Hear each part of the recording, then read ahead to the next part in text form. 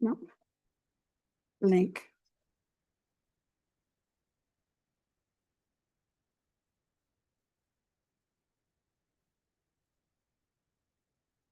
Are yours? Okay.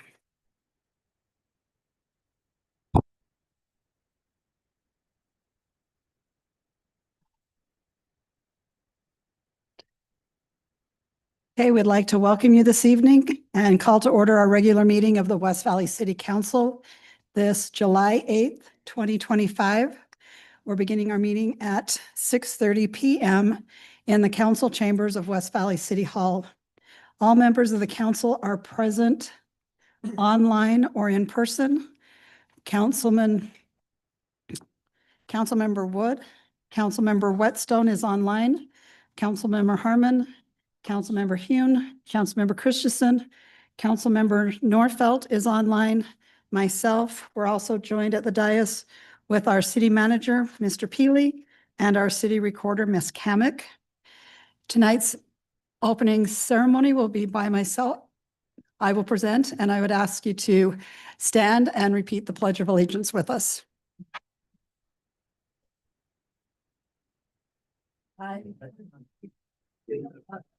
of the United States of America and to the republic for which it stands, one nation under God, indivisible, with liberty and justice for all.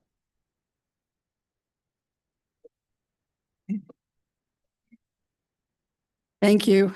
We have our minutes of June 24th, 2025. Turn those to the council for discussion or a motion.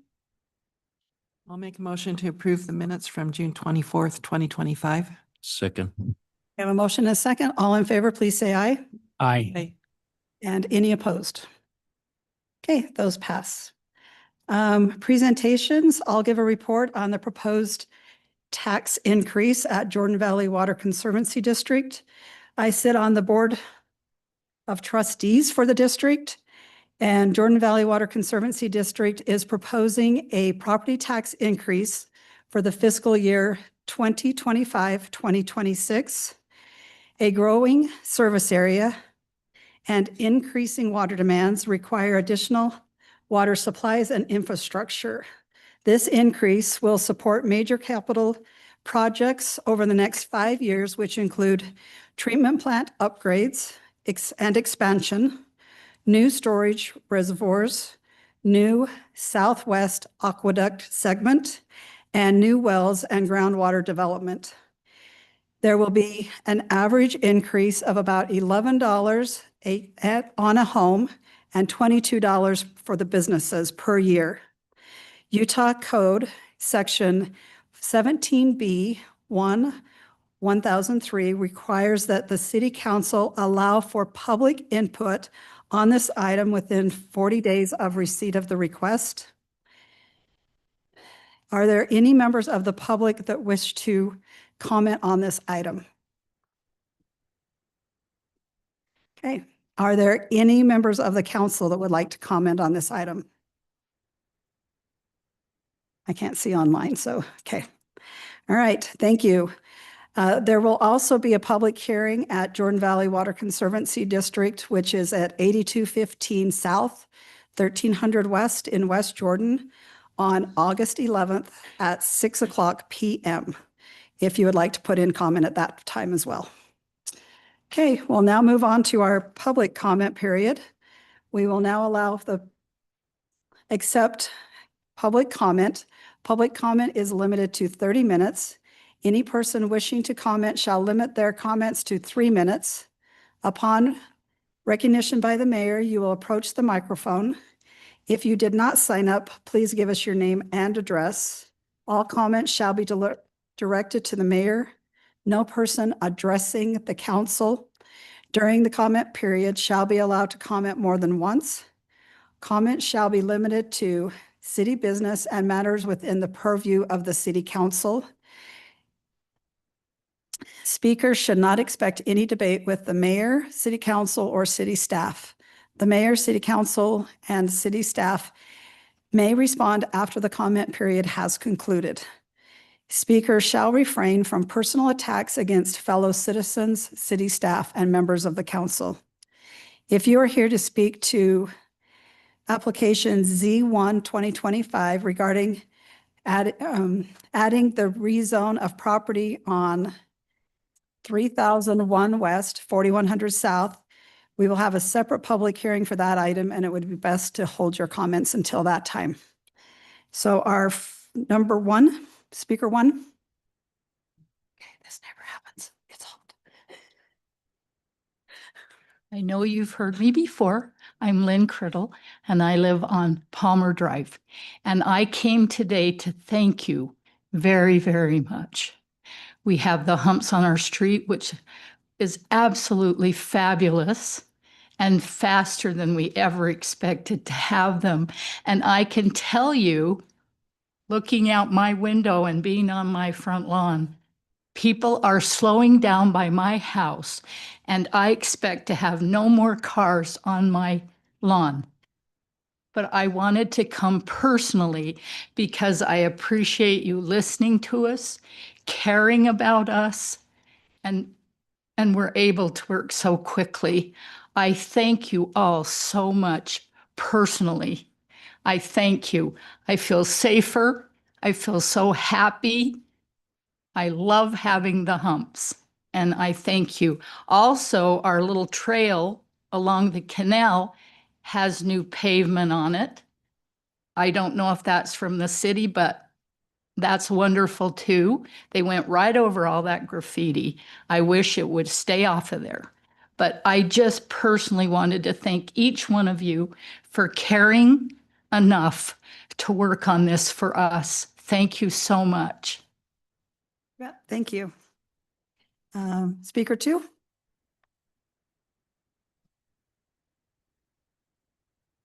I'm Mike Markham. Fortunately for me, I went up in the mountains on over the 4th because I have a fairly nice truck, and there's a spot that it always sits in my driveway. And while I was gone, somebody enjoyed setting off all of their fireworks. So when I got home, right where my truck was parked, I had these chunks of concrete that would have come down on the hood or the windshield of my car. I don't know if we're out trying to arrest some of these people, if we made any arrests for illegal fireworks, or what we do, but it could have been a pretty costly venture for me if these chunks would have come down on the hood of my truck. And I'm sure the people setting off the fireworks would not have come forward and taken care of. We have a problem with people, not taking responsibility. One other comment, sitting through our on point today in the study meeting, I was very happy to see that beautification in West Valley City is a big focus that me, Jim, most people, most of West Valley residents look at that. I just wish more of them would come and verbalize that to y'all, because that was great for me. For me, it was a big kudo, because we have asked to me some of the things in my yard in my neighborhood is absolutely terrible, with fenders for cars, doors, whatever you want to look at is there. And we keep making it easier and easier for them to do that stuff. Thanks. Thank you. Speaker three.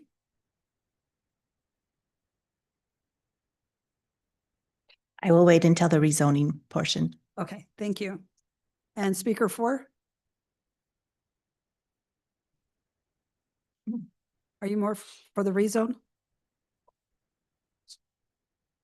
Yeah, for the rezone. Okay.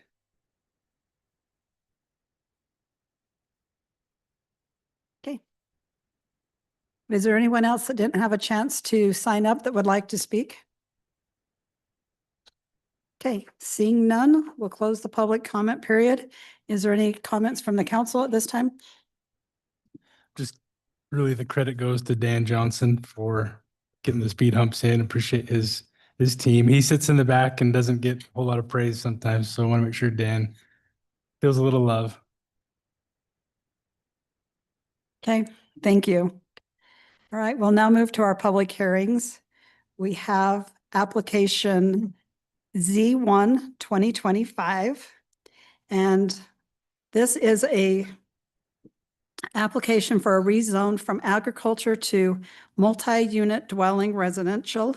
The property is located at 3001 West, 4100 South. The applicant is proposing to retain the existing home on the property, demolish existing detached buildings, build a new garage for the existing house, and construct a 14-unit, 2-story, for-rent townhome development. I will now open the public hearing. Is there anyone here wishing to speak to this matter? Okay, come on up and give us your name and address. My name is Karen Thatcher. I live at 2976 Mackie Meadows Place. I'm concerned with parking at this facility, that there will be enough parking for visitors because without having to park on the road, because it's a bike lane and there are already several cars parking between Mackie Meadows Place and 3200 West along that stretch of the bike lane. And it makes it difficult coming out of my street to see to turn. And it's also illegal to park there. That's it. Okay, thank you. Anyone else?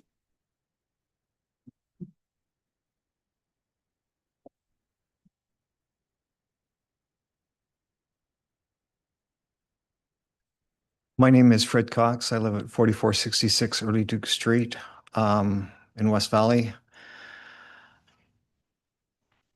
I've wanted to comment, since I was in the legislature a number of years ago, I still have people in my neighborhood that call me up and tell me things, and they comment and complain and they tell me. I just wanted to comment that most of the complaints that I have received over the last several years have been single-family houses that are owned by a company in Texas or out of state that own maybe 45 houses. And those seem to be the biggest complaints. This proposal is to be rented by a local company. And I've read through the proposed development agreement, and I think the city has done an excellent job of trying to make something that will make sure that this is a nice development and will stay a nice development going forward. And a number of people in my area that are moving out, they move out because they don't have enough bedrooms. They go to West Jordan or wherever. This has the ability of having a larger family live there. And I also wanted to comment that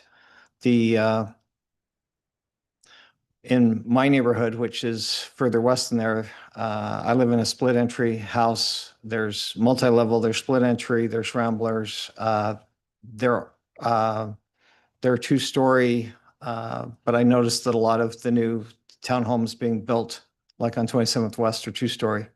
And I just think that this, as proposed, is something that we need so that we don't have so many people move out of town. Thank you. Thank you. Anyone else?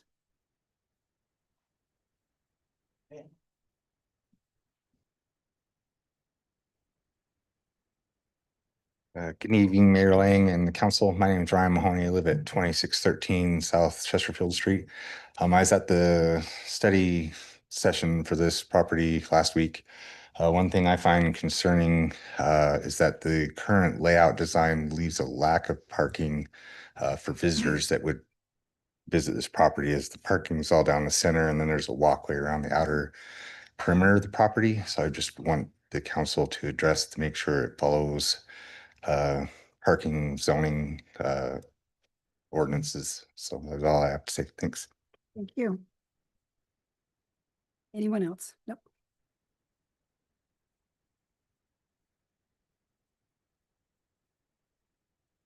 Hey, Mike Markham, 3008 West Alice Way. This property is right in my backyard. Now, I always knew there would be development go back there. Didn't know what it would be, but I didn't think it would be zoned for multiple family dwellings. I thought being it's encompassed by single family homes on all four sides. Steve Pastrick and I disagree on the west side, but they are individual homes, Sunnybrook. The density is high, but they are individual homes. They are a story and a half with a utility basement. Sunnybrook is, because I've been in them because they're in the neighborhood. I used to go visit people. So I think to put a two-story in is totally wrong. With this couple here, she's concerned about the parking. I would be more concerned about the balcony on the second level staring down into their backyard, because that's what's going to happen. And as I've read all the paperwork and stuff that was put out and the letters and stuff that have come along and the things that have been said about what the property was going to be used for, the first letter came out and it said that it was living for separate bedrooms for renters. It wasn't exactly implied that, but they realized their mistake, or somebody did, and they come back and they softened that letter up by making, what a great living conditions it would be. I don't think we need this type of rental units in the city. We have plenty of rental units in the city. We've got the massive one down on 4100 in Redwood. We've got what is it? Village 2, which is all the rental units and houses, and just on the southeast corner of 4100 South, there's a bunch of rental units in there and apartments. So we have plenty of opportunities for people to rent regular places. It's starting to show up now. Apartments complexes around the area now are putting out signs trying to rent out their places. So apparently we don't have the shortage of rental units. And I think there was a comment made, but I'm not sure, that if it is a rental unit, there does not have to be a firewall built between the two units. But if it's the ones that are sold, it has to have a firewall. I think renters' safety is just as important as the buyers. There's been a lot of conflicts on what was said. There's one letter that talks about nothing could be put out on the balconies that would be seen from Parkway Boulevard. Now, I don't know about you, but 4100 South is a long ways from Parkway Boulevard. So somebody's not doing their homework and reading these letters, and they're taking aspects of the project from wherever they can get rental agreements or whatever. So I think, right now would be a horrible mistake to rezone this property, because if you rezone it right now, I believe the value is about $550,000. You rezone it, then the applicants can sell it for $1 million, and you don't have really a whole lot of control in what's going to go in there right now. So by leaving the zoning the way it is at agriculture, because I believe there's a number of houses across there that are still zoned agriculture on 4100, and a couple of lots up King Arthur that are still zoned agriculture. I think if it wouldn't have been for Mackey Meadows, all of that was agriculture at one time. The Mackey family used to own all the property in through there. Great family, took great care of it. Now I've sent you all some pictures. Hopefully you looked at them. A lot of you, I sent them to look at where the maintenance was at now and the care.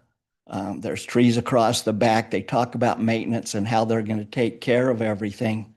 Well, they haven't taken care of what they got. Okay, Thanks. thank you. Is there anyone else that wishes to speak? Up to the mic.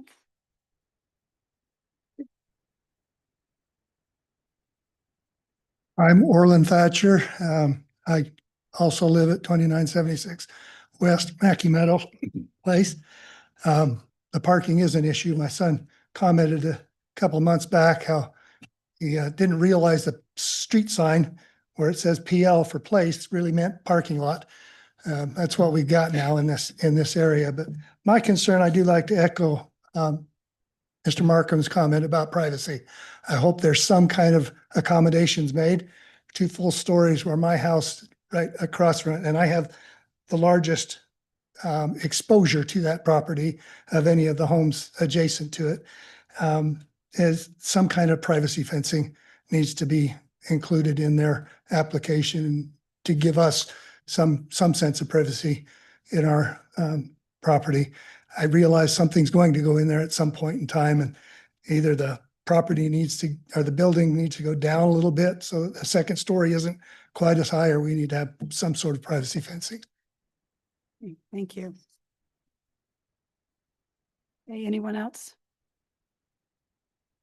Okay, seeing none, I will now close the public hearing and turn the time over to the council for discussion or a motion. We have 2 different action items. The first is ordinance 25-17 for the zone change, and the second is resolution 25-90 for the development agreement to the council. Mayor, I'm concerned about the comments in the file about renting rooms, and the layout just kind of leads me to that answer. So at this point, I'm not excited about it, and I'll motion to deny ordinance 25-17. I'll second. Okay, we have a motion and a second. Any further comments? Okay, Ms. Kamic. Councilmember Wood, So I'm saying yes to his, yes. Councilmember Whitstone, Yes. Councilmember Harmon, Yes. Councilmember Hune, No. Councilmember Christensen, No. Councilmember Nordfelt, Yes. and Mayor Ling. No. Motion for denial passes by majority. And then we have resolution 25-90. Motion to deny resolution 25-90. I'll second. Ms. Kamic. Councilmember Nordfelt, Yes. Councilmember Christensen, Yes. Councilmember Hune, No. Councilmember Harmon, Yes. Councilmember Whitstone, Yes. Councilmember Wood, Yes. and Mayor Ling. Yes, Motion for denial passes by majority. thank you. We'll now go to our resolutions. We will begin with resolution 25-91. And this would authorize the city to enter into a development agreement with Joseph Barrett for approximately 0.45 acres of property located at approximately 7092 West Gates Avenue. This application would replace the existing development agreement for property at said address. The property has been acquired for use as a business headquarters for a concrete construction business. The previous development agreement required a masonry wall to screen storage that will no longer be needed, which is why the applicant has requested this change. I will now turn the time over to the council for discussion or a motion.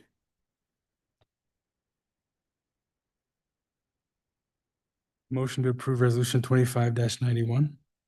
Second. Thank you. We have a motion and a second. Ms. Kamic.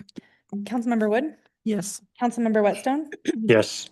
Councilmember Harmon, Yes. Councilmember Hune, Yes. Councilmember Christensen, Yes. Councilmember Nordfelt, Yes. and Mayor Ling. Yes. Motion passes unanimously. Thank you. We'll now go to resolution 25-92 to approve a federal aid agreement between the city and Utah Department of Transportation for improvements to 3900 South. This resolution would allow the city to accept $227,275 in federal funds for a roadway improvement project on 3900 South between Redwood Road and the Jordan River. This is a shared project between West Valley City and Taylorsville, and both cities will continue to seek additional funding opportunities for this project. Construction is tentatively planned for 2027. I will now turn the time to the council for discussion or a motion. Motion to approve resolution 25-92. Second. Having a motion and a second, Ms. Kamic. Councilmember Nordfelt, Yes. Councilmember Christensen, Yes. Councilmember Hune, Yes. Councilmember Harmon, Yes. Councilmember Whitstone. Oh, looks like we lost him. Councilmember Wood Yes. and Mayor Ling. Yes. Motion passes unanimously. Thank you. We now have our consent agenda. We have 7 items on tonight's consent agenda, including a partial release and termination of a restrictive covenants between the city and Kennecott. Second, a real estate purchase and sell agreement between the city and SI West Valley. Third, several acceptances and executions of quick deed between the city and UDOT, and a right-of-way purchase agreement and acceptance of a warranty deed and temporary license with AMW Holding. I will now turn the time to the council to discuss these individually or all at once. Motion to approve 7 items on our agenda tonight. Second. Thank you. I have a motion and a second. Ms. Kamic. Councilmember Wood, Yes. Councilmember Harmon, Yes. Councilmember Hune, Yes. Councilmember Christensen, Yes. Councilmember Nordfelt, Yes. and Mayor Ling. Yes, Motion passes unanimously. thank you. We have no need for a closed session, so we have one more action item. Motion to adjourn. All in favor, please say aye. Aye. And we stand adjourned. Thank